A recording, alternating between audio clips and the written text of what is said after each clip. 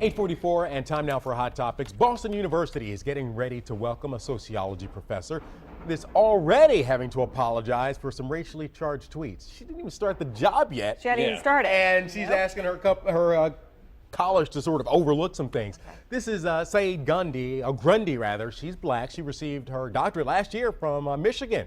So she has some local ties, but she probably should have taken a few extra social media classes. Grundy sent out a series of tweets recently taking aim at white people. She said white masculinity is the problem for America's colleges. She also wrote, "Deal with your stuff, white people. Slavery is a y'all thing."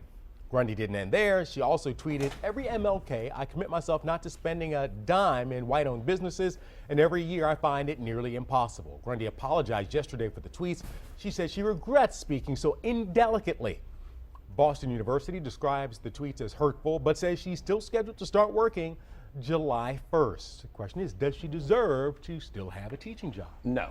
No, I have to say, I'm surprised that Boston University was like, hey, you know what? It's her opinion. It's not ours. Because if that were, I'm just going to say, if it were a white person saying comments about black people, that person would not be working. No. I'm guessing. I agree. And on a professional level is sociology. So you're talking about the effects of interpersonal communication and society at large, and the problems that ail society and help it propel itself forward. And this is the stance you take as you have a class that I'm imagining will be of mixed ancestry. Right. And if you're a they white know male, this is your view going into the class. Right. So if you're a student and you're the white male in the class, you're like, I don't think this teacher likes me. She feels very one-sided about race. So let me flip the script here, and let's say this was a feminist, and she said, you know, white male masculinity is the problem at America's college. She's still bringing race into the factor. White male.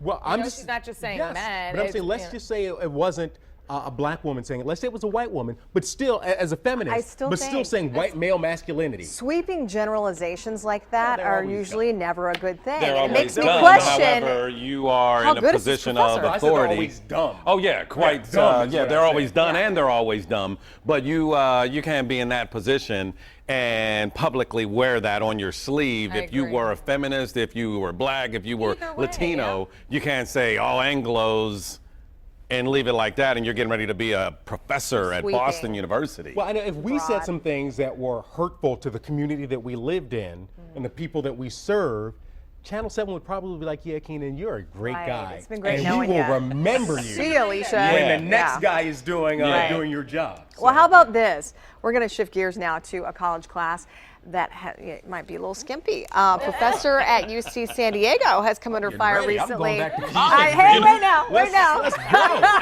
This is going to be our highest rated show ever. You gotta stop somewhere, right? Everything. A student's You mother. got the tie off too. I move fast, baby. A student's mother accused the professor of forcing the class to show up naked in order to pass the class. But this morning, the school is defending this course, and the professor trying to straighten out what they're calling a misunderstanding. Okay, Ricardo Dominguez teaches visual arts, performing the self. That's one way to put it. Very visual. Performing the self. And this is a tenured professor, and the professor is assigning students to make a nude gesture. They have to get up in front of the class in a darkened room. The gesture can include being naked or revealing something that makes them feel vulnerable while clothed. So there's that. The department chair is defending the professor, saying that the ambiguity around the question of nudity and nakedness is intentional. Dominguez, by the way, says that he will be naked for this assignment, which could be good or bad, depending. Yeah, I mean, I might not want to see that. Yeah, I know. But they won't see it. That's the whole point. It's a dark class, so you won't be revealing anything At about some point, pitch black. he's got to go turn the lights back on. Yeah, at some point, it's he's like, well, okay, let's turn the lights back on here. You know what, though? On an artistic level, okay? I play the bass because singing, you are naked. You I thought you were out say there. You play the bass naked. Well, I can do that as well, okay, before I come to work. But no, I'm saying you are exposed as a singer, whereas behind an instrument, you can almost, that's why guys have cool guitars. Okay. So I can see that being an artistic endeavor to just expose yourself, you know, in all your glory. I'd like to think that somewhere in the course description of this class, students were made aware of what it they'd be sounds taking like- part in. Buck Right. Wild 101. Right. You know, I think it's much ado about nothing. Yeah. I think so too. You know, Do because your they could have thing, worn their Professor. clothes. They don't Right, really- exactly. And you don't have to look at anybody. You can close your eyes. That's right. Or leave Or them keep open. them wide open. Yeah. After the break, we hope you'll be Malcolm's eyes watching. would be really big. Because after the break, we're going to have our wonderful pet adoption segment that's happening this weekend. We're going to tell you all about it. Is that pet clothes?